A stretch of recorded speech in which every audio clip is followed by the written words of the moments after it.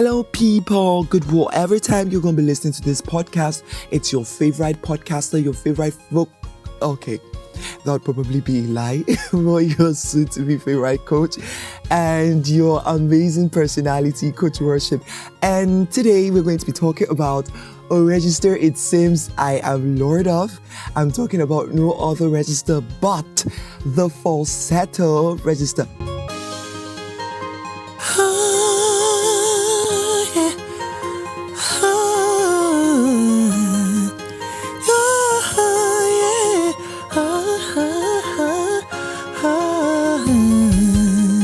That particular register, and we're going to be troubleshooting. Some of you might not know what troubleshooting is. I think you should consult your dictionary, but let me just give a little definition. So troubleshooting is looking for the problems caused or the problems faced by a particular thing and trying to find solutions. So today I'm going to try to answer most of your falsettish problem, if there's any English like that. All right, so let's get into it.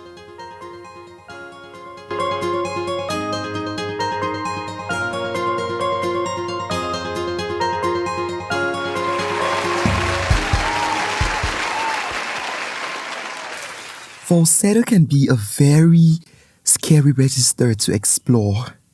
I mean, seeing the fact you do not talk in falsetto on a normal day. It's more like an uncharted territory. You do not have an idea of what is going on there, and you seem to have more experience in your chest voice because you have somewhat found some mastery. You talk in it every day and you have grown to learn to sing in it. Falsetto, like Coach Ernest said, from the definition, is a false voice, a voice that is not the natural, a voice that is not your model. It's a deviation from your model voice because you're trying to sound in a particular way. And falsetto is very useful, especially to convey certain emotions. I use falsetto a lot. You can call me a falsettist. Okay. But I use falsetto a lot because it resonates with the kind of emotions I want to send.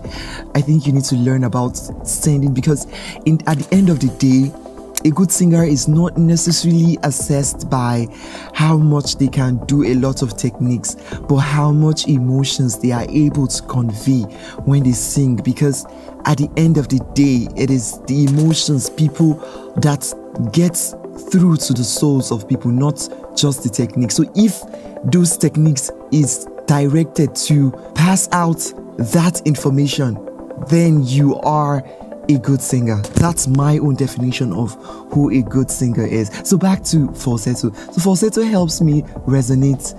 It resonates with the kind of emotions I want to send when I'm singing. So I use falsetto a lot, and falsetto can be very useful. So I want you to think of hitting high note. I want you to look at singing in falsetto not as a means to sing high notes, because that's a mistake people do. When you want to sing high notes, please, you should develop your head voice for that. But when you want to pass a kind of effect, a kind of emotion, then you can think of falsetto. But when you want to sing high notes, you need to develop your head voice. It is not professional. It is not professional to think of it's not professional to think of high notes and what comes to your mind is falsetto. No, because the head voice is meant for that purpose. So, here are some common challenges with singing falsetto. I'm going to say some that I researched and some that I personally experienced. Okay, I think I'm going to start with the one I got from research. So, for technical issues people face singing falsetto, one of it is finding the sweet spot. Yes, transitioning between your chest and falsetto can be so tricky, and finding that comfortable point where you flip takes lots of practice. Okay, see, I know we talk about how that you're supposed to have one connected sound, but one beauty falsetto has is that flip, and if you can make it beautifully, then it's going to come out so unique and people would love it because, of course, it sounds beautiful. But if you do not know how to flip professionally, flip beautifully, it will just sound like an error, a mistake. something that should not happen. Through, yeah, yeah, yeah, yeah, yeah.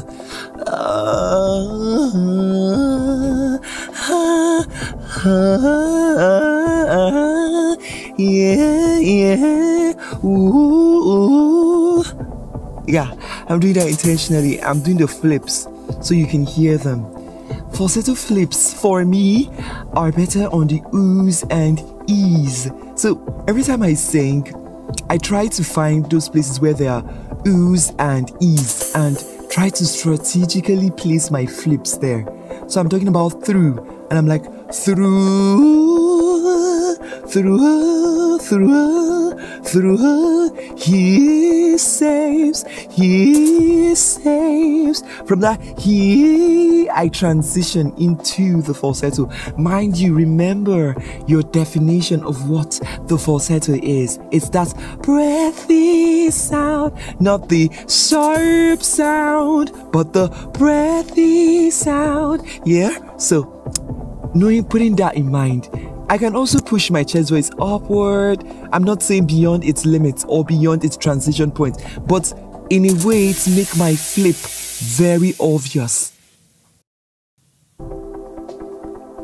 Another thing I try to do is I try to sound breathy in my chest voice, so that when I transition into my, flip.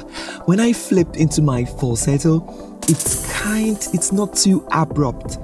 Okay, it's abrupt, but it's not too abrupt. It's not overly pronounced when I eventually do that. So what I do is I try to sound breathy in my chest voice. I'm singing, oh, yeah, yeah, whoa. You see, I'm trying to sound breathy in my chest voice so that there is a similarity. Some people try to call this breathy chest voice falsetto too, but we're not going to do that because we've clearly defined falsetto as something you do on the higher part of your voice. So some people do this, but don't, okay? For the sake of, like what Gen Z people call it, your mental health, don't. Just call it aspirate singing, singing breathily. So I'm like, it's not so abrupt now because both parts are airy. So these will take a lot of practice. Practicing where to find that sweet spot to transition. It's going to take time, so do not rush the process. Singing is a journey. Enjoy every single part of it. Let's move over to the next problem. Lack of power and projection. Lack of power and projection. Okay, people are like, I'm not loud in my falsetto. Well, you're not supposed to be loud in your falsetto. If you need loudness, work on your head voice. Falsetto is naturally softer and quieter than the chest voice, making it difficult to project in certain settings. So when you sing in falsetto, you are already trying to be quiet. So why are you trying to sound quiet and loud at the same time? That's where your problems come. You begin to strain unnecessarily. You begin to pour more air, blow out your vocal cords, because the coordination for falsetto is not, there's no chord closure. So you blasting air through it, come on, that's a recipe for strain. All right? So please, when you need projection, when you need loudness, when you need that metallic texture, work on your head voice. But when you need that softer, quieter sound, that intimate sound, then we're talking about falsetto. The next is intonation and pitch control. Maintaining consistent pitch and avoiding that wobbliness can be a great challenge. It's something I faced. Okay, I need to talk to countertenors about this, or people who are trying to use the countertenoring technique. It has become a normal thing for countertenors to sound wobbly and to have pitch problems, because of course that's not their natural tessitura, and that's not their natural. It's a preferred location to sing, not a tessitura as of the matter. Because those people who choose the countertenoring technique most times are often baritones or tenors who make a choice to become countertenors by using the countertenor. Oh my god, that's a tongue twister. Countertenoring technique. So please, you need to be diligent. Train as though it's a female. Work on your singing, because there's tendencies to sound wobbly and to have flats and sharps. It took me a lot of time and consistency and patience to finally be able to, even till now, there's sometimes I sing and I still find that wobbliness when you're trying to do some riffs, because riffs are naturally fast, but it's wobbly because you're in falsetto. So I'm like, it's really hard. It's really hard, but with time and consistency, you will learn it. But for now, there's tendencies to sound wobbly there when you're trying to do this really fast riff, but because it's in your falsetto, it still sounds wobbly. So it's something to be worked on with time. You can work. There's no any other recipe than to keep trying and trying. There's no special thing that I'll say do. No, keep trying. Although there's this, there's this technique I employed, and that technique is staccato. Staccato works a lot. So you can do the goos or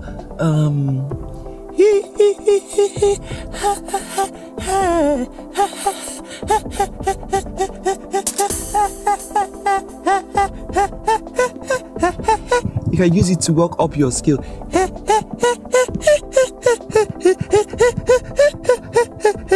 You need to take a lot of water because you're going to be having a dry throat after these sessions of staccato. Because you're trying to be able to be precise with your pitch. You're being precise. You're trying to learn. You're trying to train your vocal cords for precision, even if you are in your falsetto. It's the same thing for. There's tendencies for wobbliness too in your head voice, but if you try this staccato technique, you work on it. You use it to go across your scale. Do re mi fa sol la ti do. You're going back and forth. Do re mi fa sol fa mi re do. 1 2 3 4 5 4 3 1. You're doing that, going back and forth. With time, if you're diligent, it's going to help you with your precision in your falsetto. Okay, let's move. The next challenge people face is the challenge of their psychology. Yeah, you heard me. Psychological challenges. The fear of losing their voice. Many MDs have told them if you keep singing falsetto, you will lose your voice. Some singers have a fear of switching registers, worried that they might lose control and damage their voice. If you do falsetto properly, there is nothing like damaging your voice. But if you strain, if you're blasting your vocal cords with air, of course that's recipe for strain, and eventually nodules is coming. Nodules is a problem with singers, but it takes a lot of abuse to get there. So if you abuse your voice, I hear some people singing in falsetto and they are blast. Falsetto is, yes, you need breath support, but it's not about blasting air. There's a difference between a steady stream of air and blasting air through your vocal cords. Another is lack of confidence with the sound. So, falsetto can sound thin or airy, leading to that self-consciousness and hindering performance. You're like, oh, I'm too airy. But that's the point. Don't do falsetto because, like I told you, you're trying to run away from something. No, do it as a style. Do it because you're trying to pass a specific information, a specific emotion through that technique. So I'm trying to say.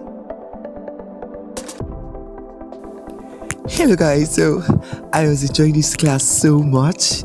I was enjoying this episode so much. I did not notice our time is far spent. So we are going to have a part 2 of this right after this particular pod. So come on, move to the part 2. Bye for now.